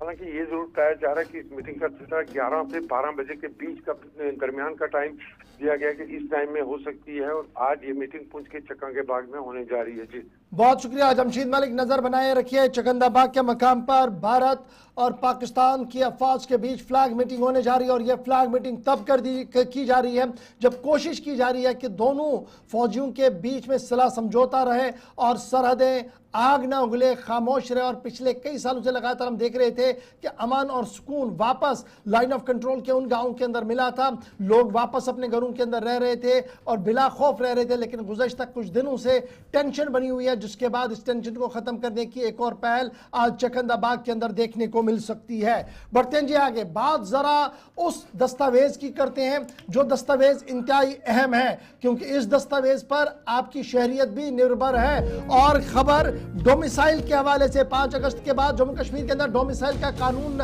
नाफिज कर दिया गया है और गुज़श्ता 2 साल के दौरान लाखों लोगों को डोमिसाइल सर्टिफिकेटें फराहम की गई हैं। और ये डोमिसाइल सर्टिफिकेटें फराहम करने के बाद एदाद शुमार जब सामने आए तो सियासत भी काफी ज्यादा तेज हो रही है। 35 लाख के करीब डोमिसाइल्स इशू किए गए हैं जो हुकूमती इदारे बता रहे हैं और इनमें 83,000 डोमिसाइल्स ऐसी ग्रांट की गई हैं जो नॉन स्टेट सब्जेक्ट्स हैं। स्टेट सब्जेक्ट वो था जो 5 अगस्त से पहले जो पुश्तैनी बाशिंदे जम्मू कश्मीर के थे उनके लिए कहा जा रहा था कि ये पुश्तैनी बाशिंदे हैं और उनके लिए ये बड़ा इंपॉर्टेंट था स्टेट सब्जेक्ट। 5 अगस्त के बाद डोमिसाइल कानून लाया गया, उसमें कुछ तरमीमें की गई, कुछ अफसरों के लिए राहत दी गई, कुछ लोगों के लिए राहत थी। लेकिन अब खबर यह है कि जम्मू कश्मीर हुकूमत ने इस बात का खुलासा पेश किया है कि तकरीबन 83,742 डोमिसाइल सर्टिफिकेटें ग्रांट की गई हैं जी नॉन स्टेट सब्जेक्टों को यूनियन टेरिटरी जम्मू कश्मीर के अंदर गुज़श्ता 2 सालों के दौरान। याद रखिएगा MLA वहीदुर्रहमान पर्रा की तरफ से ये सवाल पूछा गया था और सवाल के जवाब में हुकूमत ने इस बात की तस्दीक की कि 35,12,184 डोमिसाइल सर्टिफिकेटें इशू की गई है 2 साल के दौरान जम्मू कश्मीर के अंदर। कुल मिलाकर 12,184 डोमिसाइल सर्टिफिकेटें 2 साल के दौरान इजरा की गई है।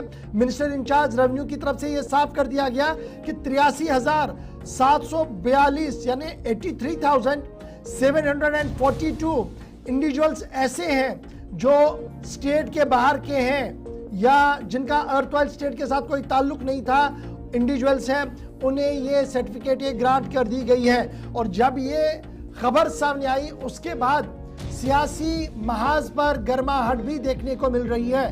पीपल्स डेमोक्रेटिक पार्टी ने इन असनाद की इजराई पर सवाल उठाया है और पीपल्स डेमोक्रेटिक पार्टी का मानना है कि थ्रेट बियर इंक्वायरी होनी चाहिए कि आखिर ये कौन लोग हैं जितने लाखों लोगों को ये डोमिसाइल 2 सालों के दौरान इजरा किए गए हैं और जो सेट क्राइटेरिया और फॉर्मेट है क्या उसकी कहीं पर वायलेशन तो नहीं है।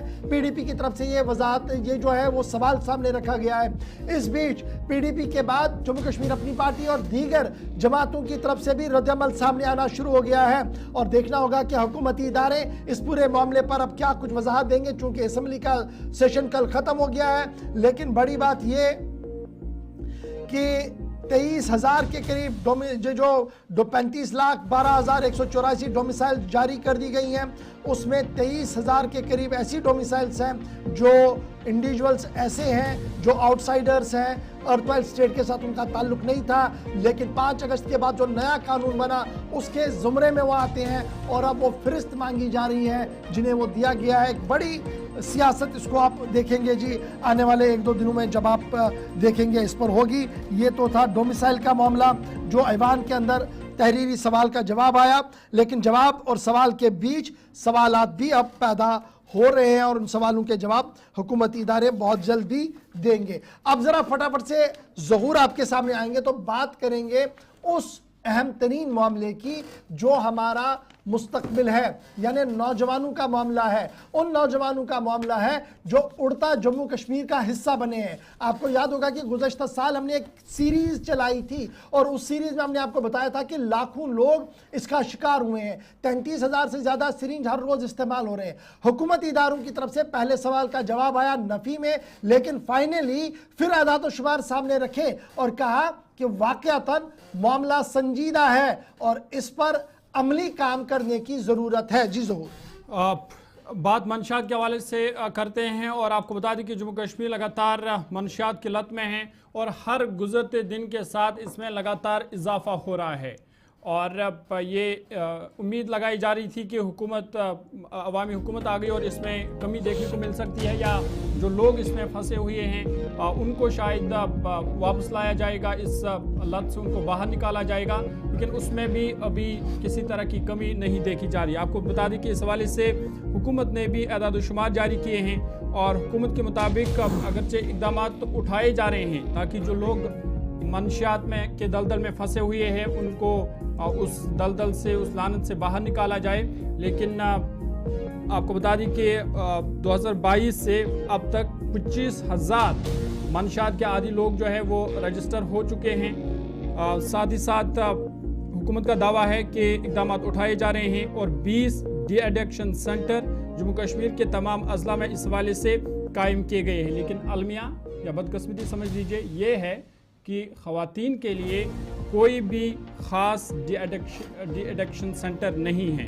ये एक पेचीदा मामला है क्योंकि हम देख रहे हैं कि लगातार इसमें मर्द और जन दोनों शामिल हो रहे हैं। ख़वातीन भी इस दलदल में फंस चुकी है, लेकिन हैरत की बात यह है कि ख़वातीन के लिए कोई भी मखसूस मरकज़ नहीं है। ये हम पहले दिन से बता रहे हैं और सरकार ने आज खुद इस बात को भी मान लिया। 20 ड्रग डी एडिक्शन सेंटर पूरे जम्मू कश्मीर के मुख्तलिफ अजला के अंदर चलाए जा रहे हैं, मुख्तलिफ इक़दाम किए गए हैं, सरकार का दावा है। लेकिन सरकार अब ये मान रही है कि सन 2022 के बाद 25,000 से ज़्यादा ड्रग अब्यूज़र्स रजिस्टर्ड है हमारे पास। 25,000 की फहरिस्त तो वो मान चुके हैं, हमारा एदाद-ओ-शुमार 50,000 से ज़्यादा का है। लेकिन सरकार ने ये एदाद-ओ-शुमार तब दिए जब तनवीर सादिक, डॉक्टर बशीर वीरे, नरिंदर सिंह, शबीर अहमद कुले, जावेद अहमद मिर्चाल की तरफ से तवज्जो दिलाव तहरीक भी थी और फिर सवाल भी था, जिस दौरान सरकार ने इस बात को माना कि ओपीडीज के अंदर हर गुज़श्ता साल के मुकाबले में ये इंक्रीज हो रहा। 22 में कितने थे वो एदाद-ओ-शुमार रखे, 23 में कितने थे वो एदाद-ओ-शुमार रखे, और फिर इंडोर करने का मामला यानी एडमिट करने का सिलसिला भी अब कहीं ना कहीं शुरू हो रहा है। ताहम बड़ा सवाल ये है कि लॉ इन्फोर्समेंट एजेंसीज का दावा है कि वो मुकम्मल तौर पर इस पर नजर रखे हुए हैं और ड्रग एडिक्शन पॉलिसी को नाफिजुल अमल कर दिया गया है और सेंटर्स चलाए जा रहे हैं, कुछ एनजीओज भी काम कर रही हैं। लेकिन जितना बड़ा ये मामला है उस रूट कॉज तक पहुंचने के लिए, उससे जड़ से खत्म करने के लिए अवाम की मदद भी दरकार है, ये सरकार की तरफ से कहा गया। लेकिन सरकार की पॉलिसी और मौजूदा वक्त में क्या कुछ चल रहा है। लैला कुरैशी साहिबा हमारे साथ है, मारूफ सोशल एक्टिविस्ट भी हैं और इस पूरे मामले पर पहले दिन से बेबाक अंदाज में हमारे साथ भी बात की, ग्राउंड जीरो पर भी काम कर रही है। लैला कुरैशी साहिबा बहुत शुक्रिया ज्वाइन करने के लिए। मैं माजरत चाहूँगा, कुछ वक्फा लगा आपके साथ ज्वाइन करने में, लेकिन बड़ा सवाल ये है कि जब हम ड्रग्स की बात कर रहे थे गुज़श्ता साल में और सीरीज चलाई थी तो आहिस्ता आहिस्ता करके परत दर परत वो सारी चीज़ें हमारे सामने आ रही थी जो आप देख रही थी। सरकार ने अगरचे इस सेशन के दौरान पहले आंख बंद करने की थोड़ी सी कोशिश की एक दो सवालों में, लेकिन आखिरी मरहले पर जब एदाद-ओ-शुमार सामने आए तो होश सबके उड़ना शुरू हो गए। अभी भी हम ये मान रहे हैं कि जनाब ये एदाद-ओ-शुमार सही नहीं है। एदाद-ओ-शुमार वो सही है जो एजेंसीज जो जिस तरीके के आप लोग काम करते हैं ग्राउंड जीरो पर, जो इंडिपेंडेंट एजेंसीज हैं उनके पास ज़्यादा फिगर है इसके मुकाबले में। लेकिन बाय एंड लार्ज सरकार का जो मौक़िफ़ है कि हम सेंटर भी चला रहे हैं, आईपीडीज भी हो रहे हैं, लेकिन अभी हमारे पास ख़वातीन के लिए कोई मकसद सेंटर नहीं है, इस बात का इतराफ़ किया गया है। कितना बड़ा मामला और जिस संजीदगी का इजहार होना चाहिए था, क्या वो कहीं पर आज के दिन आपको दिख रहा है बहसती एक कारकुन के, क्योंकि आप बराह रास्त उन नौजवान बेटियों के साथ, भाइयों के साथ हैं जो इस दलदल के अंदर शिकार हैं। अस्सलाम वालेकुम और शुक्रिया मुझे गुलिस्तान पे बुलाने के लिए और इस मौजू पे बात करने के लिए। आपने इसमें बहुत अहम सवाल दो तीन पूछे हैं। पहला सवाल है कि जैसे आपने कहा कि जो हमारी गवर्नमेंट या एडमिनिस्ट्रेशन है थोड़ा बहुत उनने ओवरलुक कर लिया इस मसाइल को। मैं उस चीज़ से मतलब ऑब्वियसली ओवरलुक थोड़ा बहुत हो चुका है, बट वो सिर्फ गवर्नमेंट एडमिनिस्ट्रेशन से नहीं हुआ है, वो हम सब से हुआ है। हमारे पास ड्रग्स इतनी रैपिडली इंक्रीज होके आया कि हमें भी एज अ शॉक सामने आया कि हमें कैसे इस चीज़ को कर्व करना है, कैसे इस चीज़ को ठीक करना है। तो पहली बात है, मुझे लगता है हम एक दूसरे को अगर ब्लेम करेंगे तो कभी ये मंशियात यहाँ से जाएगी नहीं। हम सब जो है, हम सबको मिलके पहले काम करना है। दूसरी बात, जैसे आपने कहा कि जैसे हम लोग हैं इंडिपेंडेंट ट्रस्ट, इंडिपेंडेंट एनजीओज या इंडिपेंडेंट प्रोफेशनल्स, हम काम करें। हम इसलिए काम करें क्योंकि हम ट्रेन्ड हैं, एक्सपीरियंस्ड है। एक्सपीरियंस होना डी एडिक्शन में बहुत ज़रूरी है। हर एक डॉक्टर या हर एक साइकेट्रिस्ट या हर एक साइकोलॉजिस्ट या काउंसलर या हर कोई मेडिकल स्टाफ की बस की बात नहीं है कि किसी लड़के या लड़की को डी एडिक्ट करना। ये एक बहुत रिस्पॉन्सिबल वाला काम है। कुछ यहाँ मेडिकल स्टाफ को नॉलेज भी नहीं है कि अगर कोई लड़का या लड़की हेरोइन ले रहे हैं तो हमें कौन सी मेडिसिन उनको विड्रॉल्स के लिए देनी जिससे रिएक्शन ना हो उनकी बॉडी में। ऐसी बहुत बार हुआ है कि अननोइंगली उन्होंने कोई मेडिसिन दे दी और बच्चे के बॉडी में रिएक्शन हो गया है और उसकी डेथ भी हो गई है। तो एक्सपीरियंस स्टाफ होना कश्मीर में बहुत ज़रूरी है, जो बहुत कम है। तीसरी बात जो आपने कही है औरतों के लिए, देखिए औरतों के लिए अगर सेटअप करना है गवर्नमेंट को भी या हमें भी, मैंने बहुत बार ही सोचा कि मैं भी एक औरतों के लिए सेटअप या लड़कियों के लिए सेटअप करूं। पहली बात है, मुझे बहुत ज़्यादा डिफिकल्टी हुई स्टाफ ढूंढने में। लड़कियों का सेंटर मीन्स कि it should be fully equipped with girl staff. That means आपके गेट पे भी लड़की होनी चाहिए, आपकी मेस में भी लड़की होनी चाहिए, आपका साइकेट्रिस्ट भी लड़की होनी चाहिए, आपकी मेडिकल स्टाफ भी लड़की होनी चाहिए, रात को जो नाइट ड्यूटी पे हो वो भी, मेडिकल में जो भी स्टाफ है वो सारी औरतें होनी चाहिए, और वो स्टाफ मिलना बहुत ज़्यादा मुश्किल है। फिर बहुत सारी रिस्ट्रिक्शंस है लड़कियों को जब हम रखते हैं। आपको खुद पता है लड़कियों के आजकल कितने मिसाइल है। खुदा ना खासा किसी लड़की को कोई ऐसी मतलब ट्रॉमा हो गया उस सेंटर में, तो वो सेंटर उसी टाइम पे फेल हो जाएगा। तो it is very difficult. In fact अगर आप रिसर्च करेंगे, पंजाब में भी अभी तक फुल फ्लेज्ड औरतों का रिहैबिलिटेशन सेंटर या डी एडिक्शन सेंटर नहीं है। हॉस्पिटल्स हैं मगर as such proper IPD centre नहीं है, because it's very difficult to run. हाँ, अगर हम मिल के आए, ट्रेन स्टाफ लाएं और स्टिग्मा थोड़ा सा कम करें सोसाइटी में, तो तो जाहिर सी बात है हम भी लड़कियों के लिए कोई ऐसा रिहैबिलिटेशन सेंटर डेवलप कर सकते हैं, बट तब तक इट्स वेरी डिफिकल्ट। हम खुद नहीं कर पा रहे हैं एज इंडिपेंडेंट वर्कर्स और इंडिपेंडेंट प्रोफेशनल्स। हमारे पास रिसोर्सेज भी है, हम बिल्डिंग भी ले सकते हैं, but it's very difficult to run it. And then you have the finances. एक लड़की जो ड्रग्स में मुलविस होगी, वो अपने घर में क्या इतना बता सकती है कि मैं ड्रग्स में हूँ, और क्या उसके घर वाले ये जानने के बाद उसको सेंटर में एडमिट करेंगे और फिर उसके इलाज के लिए पैसे देंगे? All these are huge question marks. तो लैला कुरैशी साहिबा, इन क्वेश्चन मार्क्स के बीच हल क्या है फिर? देखिए, हल यही है कि मैं पहले भी बोल चुकी हूँ, only blaming the police, the administration, the government, the professionals won't work. सबसे पहली बात है, जो फिगर्स आप दे रहे हैं वो फिगर्स ही पूरे सही नहीं है, क्योंकि इतना स्टिग्मा है ड्रग्स और मेंटल हेल्थ में कि जो फिगर्स, रिकॉर्डेड फिगर्स हैं, दे आर ऑल वेरी 10 और 20% ऑफ द एक्चुअल फिगर्स। तो we all have to come together. ऐसा नहीं है कि सिर्फ हमें काम करना है, हम सबको मिलके काम करना है। जो ड्रग डी एडिक्शन सेंटर आपने कहा गवर्नमेंट ने सेटअप किए, दे आर डिटॉक्स सेंटर्स। वहां पे लड़का जाके अपने सिर्फ जो दर्द है, जो विड्रॉल्स है, वो केटर कर सकता है। अपनी बिहेवियर थेरेपी नहीं ले पाता है, वो अपनी रूटीन नहीं बना पाता है, वो वहां पे 3-4 महीने नहीं रह पाता है, वो सिर्फ वहां जाके 7 दिन या ज्यादा से 2-3 दिन एडमिट हो जाता है just to detox his body, और वो भी फुली नहीं होता है। इसका इलाज सिर्फ 1 दिन, 2 दिन, 7 दिन, महीना नहीं है। एक लड़का जो आपके 10 सालों से एडिक्ट है, जो आपका बचपन में ही ड्रॉप आउट हो गया है, या जो लड़की जो एडिक्ट है, उसको आप कैसे 10 दिन में डी एडिक्ट कर सकते हैं? It takes months. और जो अवेलेबिलिटी यहाँ पे इतनी ज्यादा हो चुकी है, आपको ये बात पता है कि आप कहीं से भी ड्रग मंगवा सकते हैं, कहीं भी गली कोचे में, अपने घर पे, अपने बेड पे बैठे टीवी देखते देखते आप डिलीवर करा सकते हो, और कोई भी टाइप का ड्रग। तो अवेलेबिलिटी पे कोई कंट्रोल नहीं है। ये सारी चीजें जो है, we all have to curve together. अच्छा लैला कुरैशी साहब, बड़ा बात तो आप बड़ी कर रहे हैं, लेकिन फिर इंसान फंस जाता है कि अब कैसे इसको और सम अप करे, क्योंकि मामला इस तरीके का बन जाता है, मेरी सोसाइटी का, मेरा, आपके आसपास के सभी दोस्तों का। फिर जब सरकार ये कह रही कि हमारे पास एक comprehensive drug de addiction policy 2019 है जिसका निफाज हो गया है, क्या स्टेक होल्डर्स को ऑन बोर्ड कभी लिया गया कि भाई साहब ये पॉलिसी हमारी है, इसको देखिए, कुछ और करने की जरूरत तो नहीं है, या सिर्फ कॉपी पेस्ट करके लाया गया और हम पे थोप दिया गया इसको? वो एक ओल्ड सेइंग है ना, everything looks good on paper. So this is something that is looking very good on the paper, on the policies, but we have to revise the policies. आप ड्रग डी एडिक्शन जो है आज एक different दिशा में जा रहा है, एक बहुत ही डिफरेंट दिशा में जा रहा है। आपको नहीं पता है कि जो एडिक्ट है, क्या वो पेडलर भी है, क्या वो क्रिमिनल है, क्या वो विक्टिम है, क्या वो एक हार्डकोर एडिक्ट है। वी डोंट नो क्या उसके घर की क्या स्टेटस है, we have no information.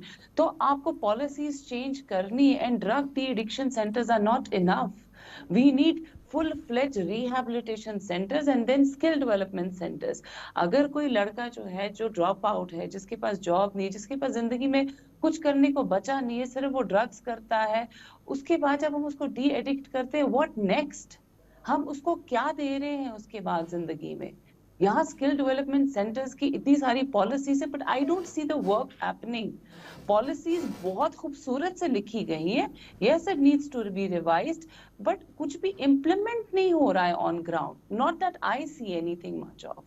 Laila Qureshi साहब, एक आखिरी चीज बड़ी इंपॉर्टेंट है, डिटॉक्सिन सेंटर और रिहैबिलिटेशन सेंटर, ये दो अलग अलग चीजें हैं। हम जब आम पे बात करते हैं कि उसको सेंटर भेज दिया, तो हमें लगता है शायद मेरी जिम्मेदारी पूरी हो गई, और शायद यही चीज हमारे लॉ मेकर्स की भी दिमाग में कि जब चल तो रहा है, हमने तो हर जिले में कर दिया है। दरअसल सोचने वाली बात है, ये टेक्निकली दो अलग अलग चीजें हैं, और हम इसको इंटरमिंगल करके ये बता रहे हैं कि ऑल इज वेल, सरकार अपना काम कर रही है। एब्सोल्युटली। देखिए, डिटॉक्स सेंटर वैसा ही, मैं आपको छोटी सी एग्जांपल दूंगी। अगर मेरी हड्डी टूट जाती है तो मैं जाके वर्जुला में प्लास्टर लगा देती हूँ और मैं यहाँ सर्जरी कर देती हूँ। सर्जरी करने के बाद मैं घर आ जाती हूँ, उसके बाद क्या? मेरी टांग उठनी है, मेरी टांग को चलना है, मुझे दोबारा अपनी लाइफ में चलना है, वो कौन करेगा? That is a rehabilitation duty. We rehabilitate people, we don't detox people. Drugs में कोई मुलव्वस हो वो डिटॉक्स सेंटर जाके सिर्फ अपनी टेम्परेरी दर्द जो उसको बॉडी में हो रहा है वो दूर कर सकता है, बट उसके बाद वापस अपनी जिंदगी को जीना वो रिहैबिलिटेशन सेंटर्स ही करते हैं। तो वो बहुत इंपॉर्टेंट है, उसमें थेरेपीज आते हैं, उसमें फार्मा ट्रीटमेंट आता है, उसमें हमारे साइकेट्रिस्ट आते हैं, साइकोलॉजिस्ट होते हैं, एक फुल फ्लेज मेडिकल स्टाफ होता है, मेडिकल ऑफिसर्स होते हैं, सिक्योरिटी ऑन ड्यूटी होती है, प्रॉपर न्यूट्रिशन होता है।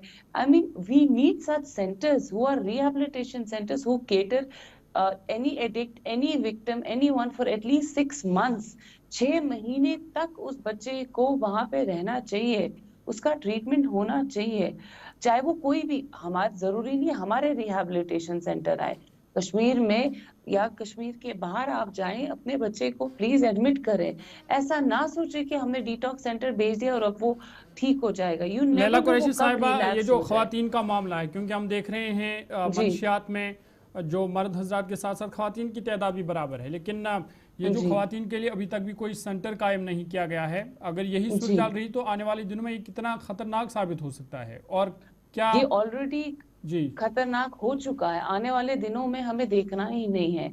आप अभी देखिए, आप अभी जाके देखिए, प्रॉब्लम ये है कि हर कोई अपना काम नहीं कर रहा है। All the segment of the society are not doing their work. Schools है, schools की responsibility है देखना कि मेरी क्लास में जो लड़की या लड़का बैठ रहा है क्या वो ड्रग एडिक्ट तो नहीं है, क्या वो मेरी क्लास में कोई डिफरेंट बिहेव तो नहीं कर रहा है।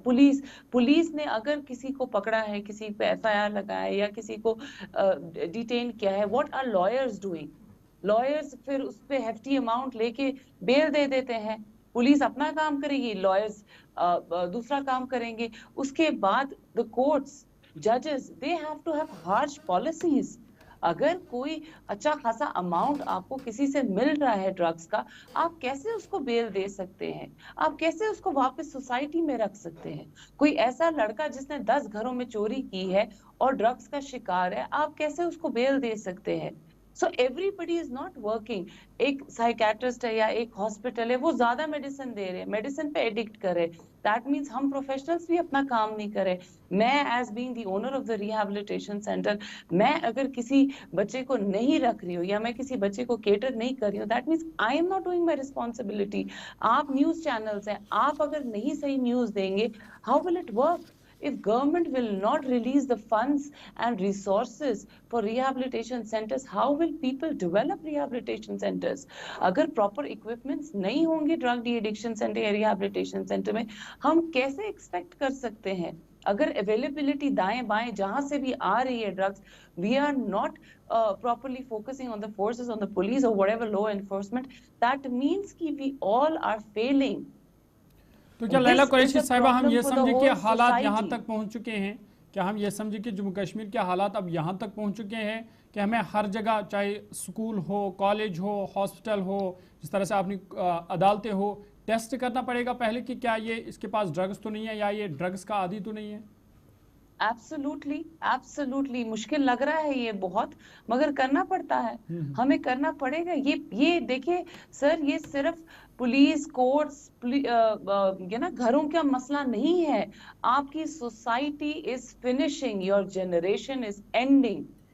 जो इकलौते लड़के हैं जो ड्रग ओवरडोज में मर चुके हैं, उनकी जनरेशन एंड हो चुकी है। कश्मीरी जनरेशन खत्म हो रही है, वो समझ नहीं पा रहे हैं हम। लड़कियां जो हैं, they are in drugs, how will they produce kids? How will they be the mothers of the next generation? How will these drug addicts be the father of the next generation? हम अपनी नस्ल को खत्म कर रहे हैं और खत्म हो चुकी है। आप कॉलेजेस और स्कूल्स में जाए, they are maximum drop outs. Literacy rate जहां यहाँ थी कश्मीर की, आज यहाँ हो रही है। What are we doing with our generation? It's a problem of the whole society. Whole Kashmiri, चाहे वो कहीं पे भी हो, हर किसी के लिए हम अपने कश्मीर को खुद अपने हाथों से जला रहे हैं। चलिए, बहुत शुक्रिया लैला कुरैशी साहब हमारे साथ ज्वाइन करने के लिए। बड़ा इंपॉर्टेंट ये फैक्टर था जिस पर आज हमने गुफ्तगू थोड़ी सी, क्योंकि एक डिटेल स्टेटमेंट आया था सरकार का और हम उसको एनालाइज करना चाहते थे प्रॉपरली कि जो एक्सपर्ट्स हैं वो कैसे इसको देखते हैं। बहरहाल सरकार को और करने की ज़रूरत है। इन्फोर्समेंट एजेंसियां रोज़ हम देखते हैं कि जनाब इसका मकान सील हो गया, ऐसे सील हो गया, वो बात भी सही है, लेकिन अभी भी अवेलेबिलिटी है, ये भी एक तलख बात हमारे सामने है। चलिए जनाब 2-3 मिनट हमारे पास है, 2-3 कॉल इसको आज शामिल प्रोग्राम करेंगे माजरत के साथ कि आज ज़्यादा कॉल्स हम नहीं ले पाए। खबरों के सफ़र को यहाँ पर हम रोकते हैं, फटाफट से आप कॉल करना शुरू करेंगे और जब आप कॉल करेंगे तो टीवी की आवाज़ बंद करेंगे। वो अफराद जो हमारे साथ गुफ्तगू करना चाहते हैं, वो लोग जिनकी आपकी और हमारी बात होनी है, वो ज़रा टीवी की आवाज़ बंद करें, सिर्फ फ़ोन कॉल के ज़रिए से बात रखें। और जब आप बात रखेंगे तो याद रखिएगा कि जामिया अल्फाज के साथ और मुख्तसरन अपनी बात रखें। पहले कॉलर हमारे साथ ज्वाइन करेंगे जी, फटाफट से देखते हैं कि कौन सा आप कहाँ से है और क्या कुछ वो अपनी बात रखना चाहते हैं। हेलो, अस्सलाम वालेकुम। वालेकुम अस्सलाम।